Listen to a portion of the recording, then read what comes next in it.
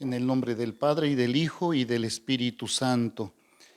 Continuamos con nuestro estudio acerca de los evangelios de Marcos y Mateo.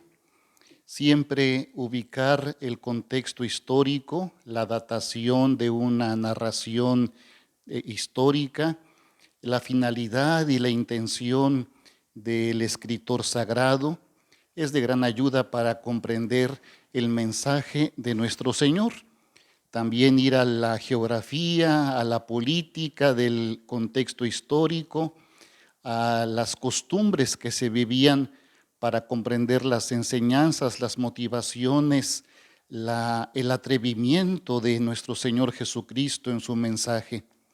Y también tener una comprensión de la estructura literaria del texto evangélico, tanto de Marcos y de Mateo en nuestro caso, es de gran ayuda para descubrir que los evangelios no son narraciones de ocurrencia. Hay toda una estructura, toda una forma literaria en la narración. Hoy vamos a abocarnos un poquito más al Evangelio de San Marcos. En la siguiente nos evocaremos al Evangelio de San Mateo. Comentamos que es importante establecer un eje de estudio, porque cada especialista va a presentar su propio interés de estudio. Por ejemplo, habrá quien le interese plantear el reino de Dios en los evangelios, que es el tema central de la predicación del Señor. Habrá quien le interese el reino, habrá quien le interese la relación de Jesús con las autoridades, por ejemplo, o la relación de Jesús con los grandes paradigmas israelitas como el sábado, el templo, la alianza, el culto, la ley, los mandamientos. A nosotros nos interesan dos ejes de estudio. Primero, la identidad de Jesús. ¿Quién es Jesús de Nazaret? Y segundo, el tema del discipulado, que ahí es donde entramos nosotros como seguidores del Señor.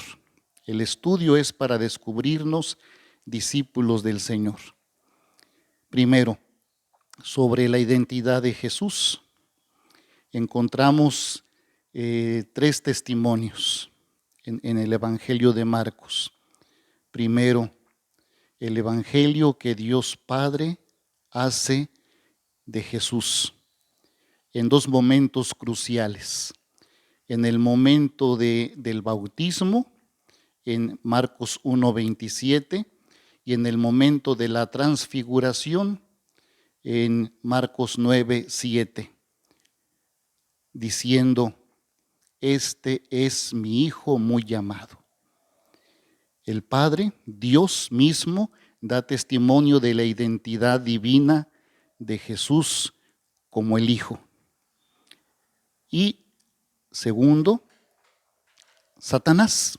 Curiosamente, Satanás no tiene dudas de la identidad de Jesús en Marcos 1:24 y 3:12, donde el mismo Satanás lo descubre.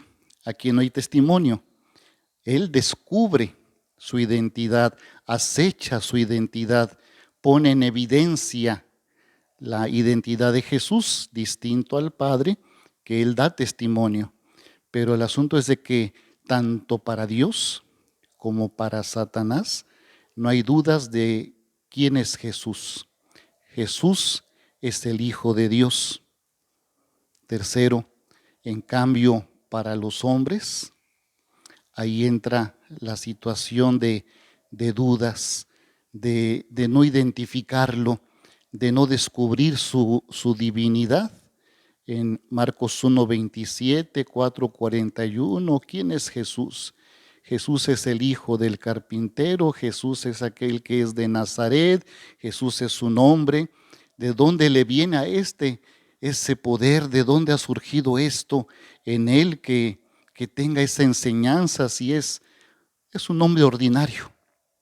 Y al hombre le cuesta trabajo reconocer la identidad divina de Jesús. Esto fue en su tiempo. ¿Y en nuestro tiempo? tenemos esos tres elementos o ejes para reconocer en Marcos la identidad de Jesús: el Padre, que testimonia; Satanás, que lo pone en evidencia; y el hombre, que no acierta a definir, que tiene dudas sobre la identidad del Señor. En algún momento, allá en el capítulo 8, al término del capítulo 8, Jesús pregunta a sus discípulos: ¿y ustedes quién dicen que soy yo? Ya al final de esa primer parte de Jesús en su ministerio en Galilea. Después se emprenderá el camino a Jerusalén, pero antes de emprender el camino les pregunta: ¿para ustedes quién soy? Pedro se acerca con su respuesta diciendo en San Marcos: tú eres el Mesías. Pero decir Mesías no es precisamente decir eres hijo de Dios. El mesianismo era una promesa del Antiguo Testamento, era una promesa divina de un Salvador que era ya más bien tenido como un libertador político que como un Salvador mesiánico, como un Salvador divino. Era la esperanza de un general, de uno que iba a liderar tropas políticas, bélicas, para liberar al pueblo. Es el acercamiento de Pedro.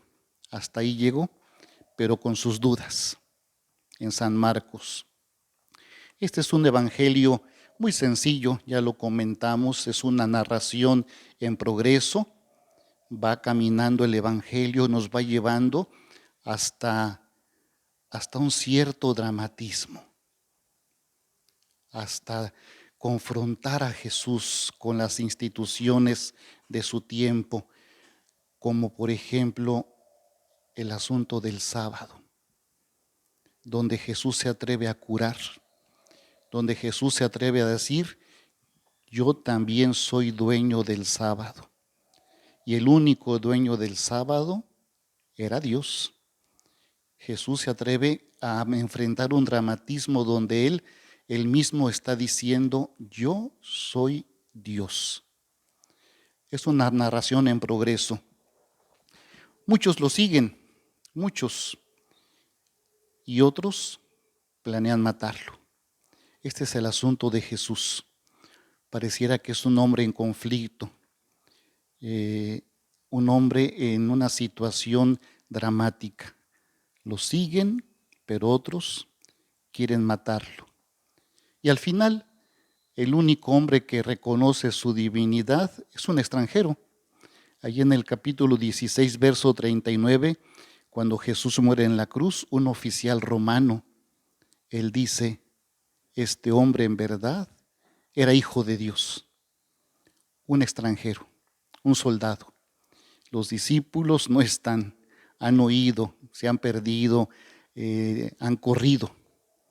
Y este hombre sí identifica la divinidad de Jesús, pero ya ha muerto, ya en la cruz. Y el otro eje que en este momento podemos considerar es el del discipulado. Ya nos queda a nosotros claro en nuestra cultura cristiana que Jesús es el Hijo de Dios. Lo hemos aprendido por una doctrina cristiana. No nos queda ninguna duda. Pero ahora hay que enfrentar nuestro discipulado. Hay que enfrentar el asunto de nuestra fe como seguidores. No de una fe que está amortajada, no de una fe que está esclerótica, no de una fe que no camina. La fe auténtica es la del discípulo. Hay varias tendencias para comprender este eje en San Marcos. Algunos teólogos son muy conservadores respecto del discipulado, otros son más parciales, más de una línea media, y otros son muy liberales.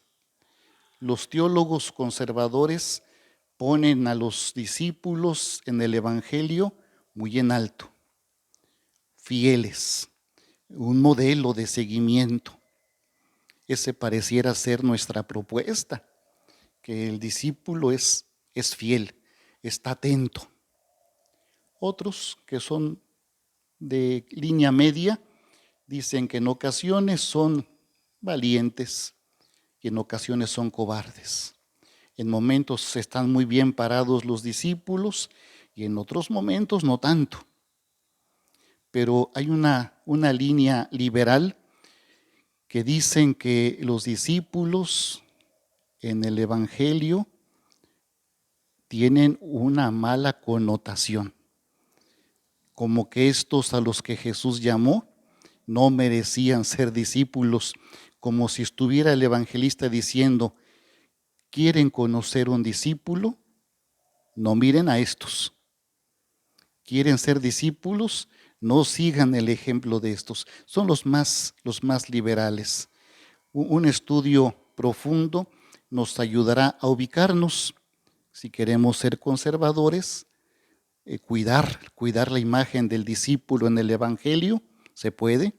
Sí podemos tener una línea media, a veces sí, a veces no, se puede.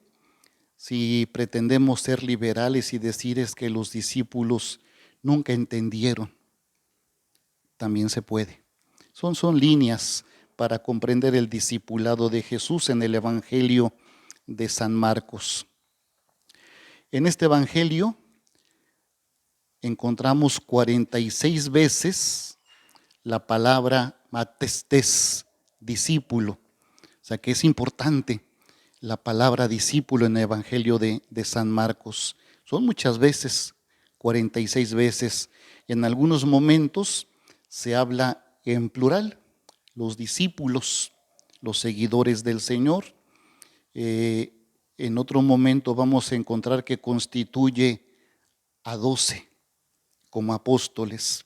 Y a partir de esa elección de los 12, ya el evangelista va a usar de manera indistinta discípulos y apóstoles.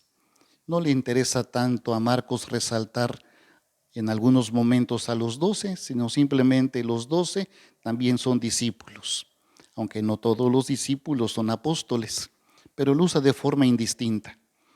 Lo interesante es cuántas veces el evangelista emplea la palabra discípulo. Es muy importante en el evangelio el discipulado.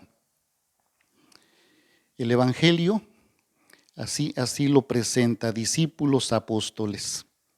Podríamos pensar, siguiendo algunos pasajes, que realmente no eran tantos. Nos dice que cabían en una barca los discípulos, no solamente los 12.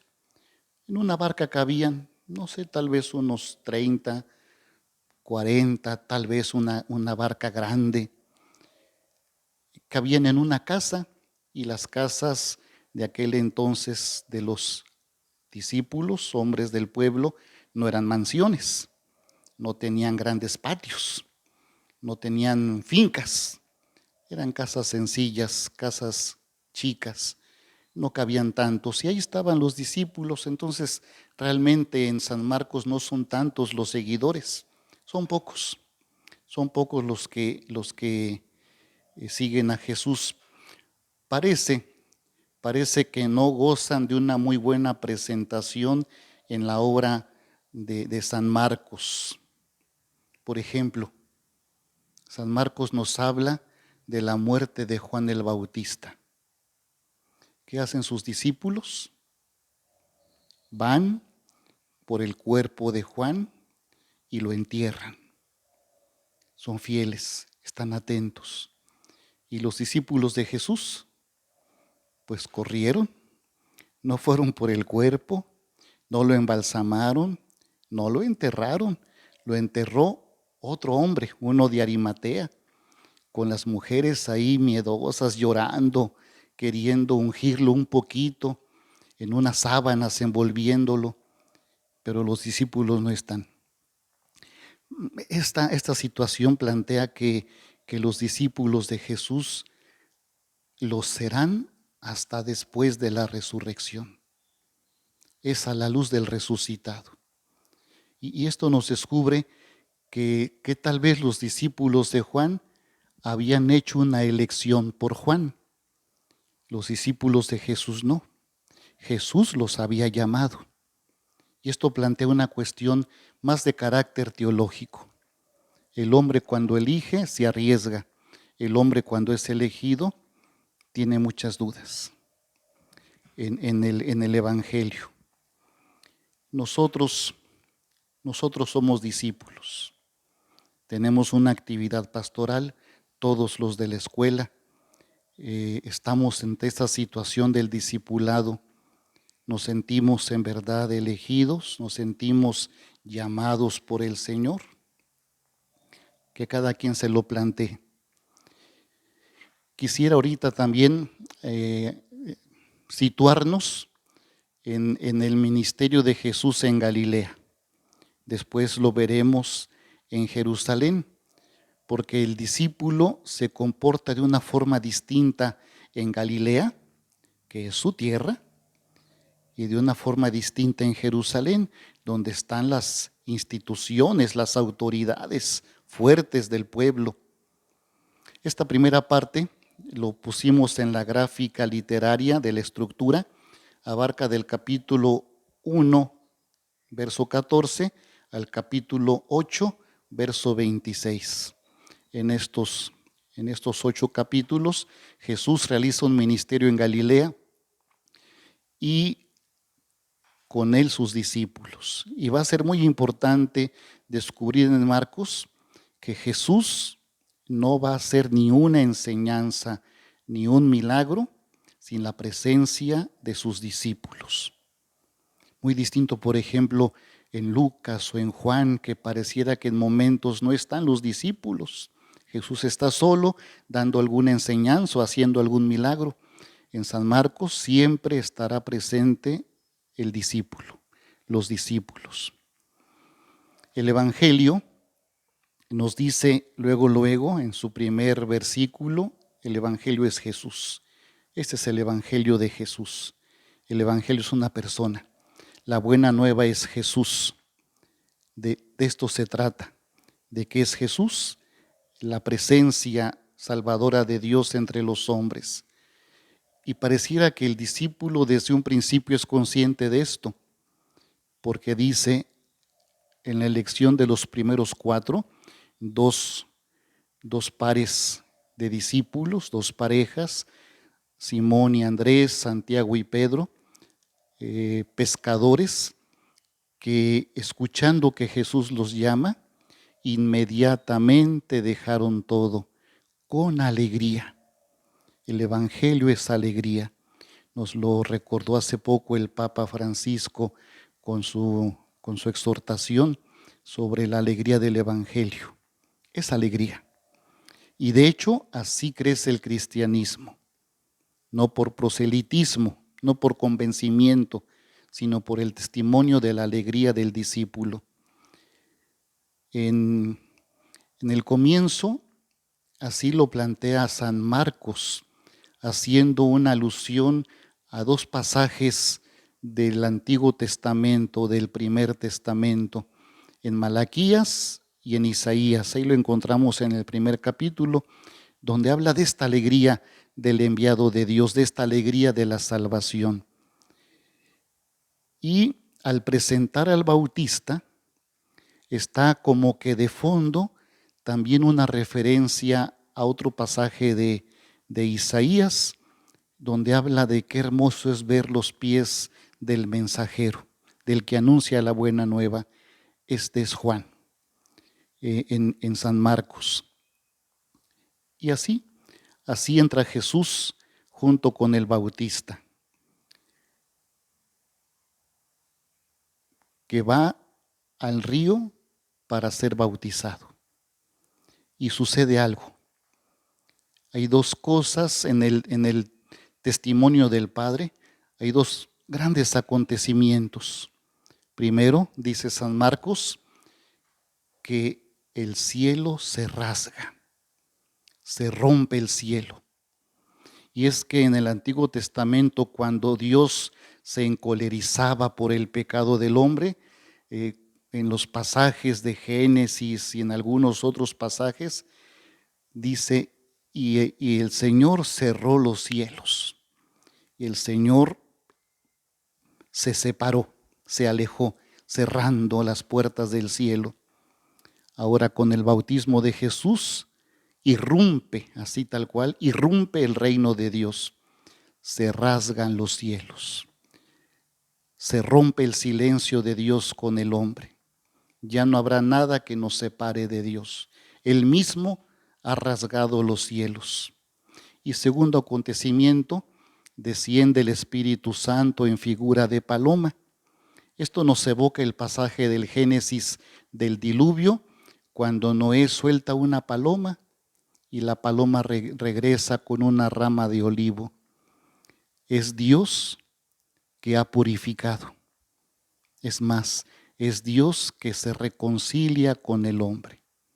Estos dos acontecimientos nos hablan de cómo Dios mismo ha venido a acercarse al hombre, lo perdona, lo purifica y lo santifica en el bautismo de su Hijo, la entrada de nuestra santificación y salvación.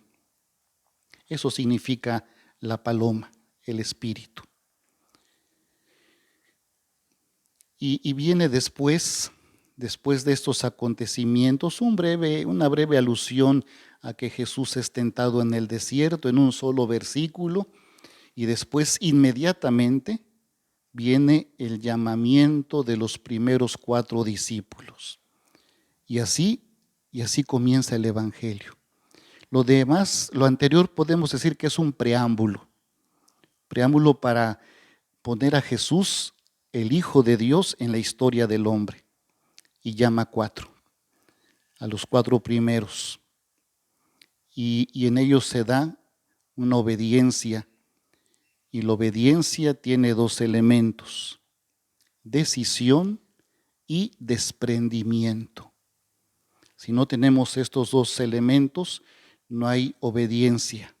Habrá sumisión, habrá conquista, habrá obligación, pero no obediencia. La obediencia es en total libertad, en decisión y desprendimiento. Y esto es algo inmediato en los primeros discípulos. Jesús los invita y lo van a entender a formar una nueva familia, porque ellos, dejándolo todo, lo siguieron. Familia, trabajo, amistades, un futuro de seguridades mundanas, se van a la libertad de lo incognoscible. Pero sí, van a formar una comunidad, una familia. Y qué bueno, qué bonito que así sintamos el ambiente de nuestra iglesia, de la iglesia del Señor, que somos familia. Sí, los condicionamientos naturales de una familia. Una familia tiene muchos condicionamientos, el sentido de autoridad, de posesión, de pertenencia, que son condicionamientos limitantes. Aquí es la libertad de la elección. Una comunidad nueva, una familia nueva en el seguimiento. Y en el llamamiento de estos primeros 4 discípulos encontramos los 3 momentos esenciales en la vida de un discípulo. Primero, el llamamiento, la vocación, que es una elección divina.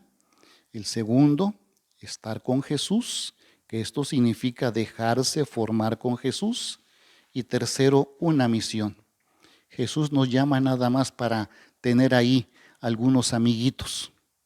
Los prepara para una misión. Les va a encargar una misión. 3 elementos, repetimos: vocación, formación y misión.